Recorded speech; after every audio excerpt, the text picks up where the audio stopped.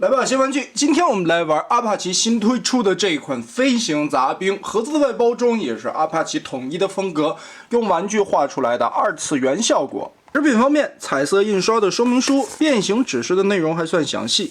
玩具的实物就是现在的样子，除了身上搭配的2把大枪之外，这一回还符合了动画里边造型的2把小枪，以及一颗新的紫色头雕。说起来啊，飞行杂兵其实玩 TFP 的朋友们还都知道，这玩意儿也当时是一盒难求的。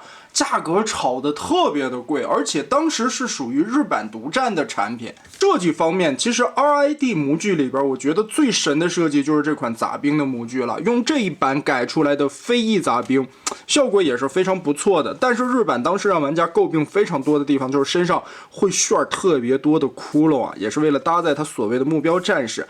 阿帕奇这一回呢，身上堵起来了一部分，保留了4个，也就是车头。机头吧，和机翼上边的左右各2个。原先呢，这个模具上边有10个窟窿，你们可以想象一下是多恐怖的一件事情。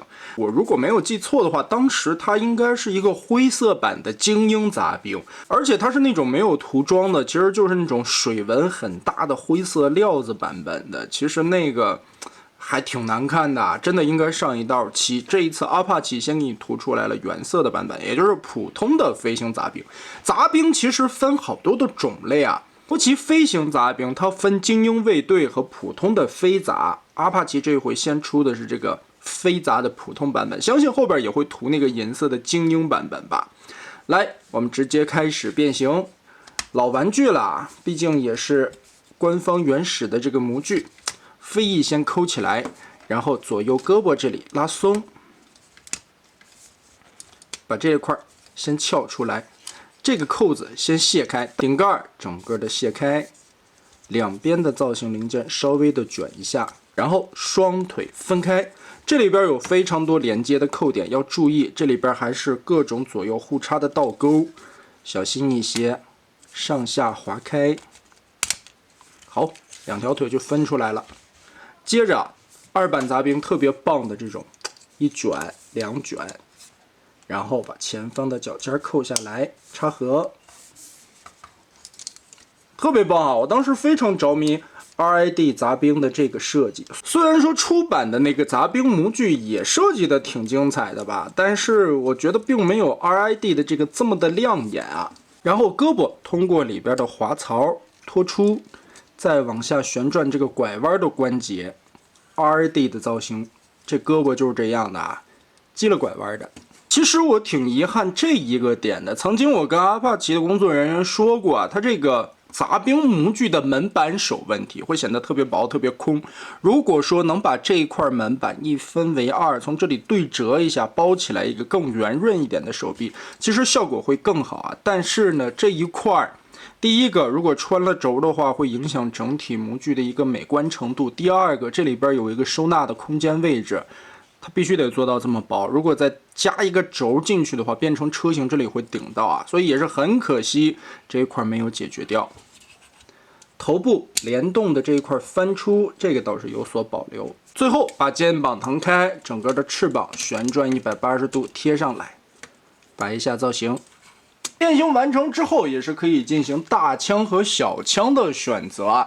其实这个小枪你搭载在车型的杂兵身上的时候，效果也会很棒，并且这回里边会带2个嘛，可以来回的安插或者给其他的杂兵更换。和原先推出的这款杂兵，我们来对比看的话，主要也是体现在涂装方面的一些不同。除了模具更改的方面之外，身上点缀了非常多的新涂装，让这款飞杂显得更漂亮。首先，机翼上边这里银色的刻画，身上紫色的部位都是那种亮闪闪的喷漆效果。胸口这一块中间有银漆的点缀啊，外边的透明盖子在开盒的时候是放在外边的，你可以贴一个霸天虎的 logo 再嵌这个盖子。脚尖这里也做了更亮的银色金属漆点缀，所以这款飞杂就会感觉比之前的陆地杂兵要高出来不止一个档次啊！涂装方面更像是一个精涂版的样子。最关键的是新带的这颗头雕更好看了，透明零件通透感很强，更换很方便，直接球关揪掉，嵌合进去就好了。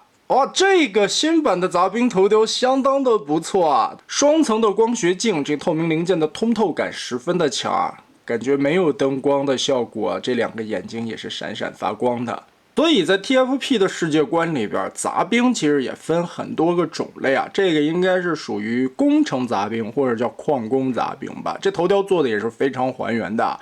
对比一下，曾经在动画片里边救护车发疯那一集里边，专门有这种矿工杂兵的特写，可以看到建模的还原度还是非常不错的，而且确实是个紫脑袋。但是好像在我的印象中，飞翼杂兵好像并没有矿工兵啊。飞行兵，我感觉在 TFP 的杂兵的建制中，应该是界位比较高的那种。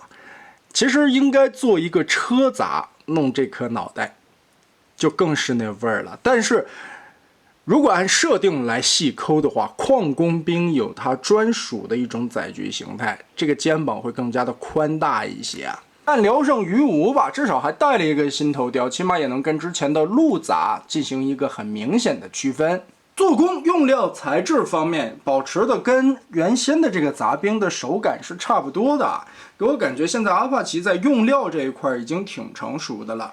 再加这一身非常漂亮的漆面效果，我相信现在这个模具开了，后边银灰色的精英卫队杂兵应该也会推出吧。对于忠实的老 TFP 玩家来说，这款的推出也是一个不小的惊喜了，起码能让曾经没有收到日版飞行杂兵又看着眼馋的朋友们感受一下了，或者说让你的霸天虎的部队建制更加的全面。再加上他这回做了一个最关键的加强，就是把日版身上很多的窟窿给你大部分的盖了起来，只留下几个进行正常互动的就可以了。其实要我来说啊，那几个窟窿我都不想要它，谁不想要一个平整光滑表面的飞行杂兵呢？那么得嘞，阿帕奇这一款飞行杂兵就是这样了。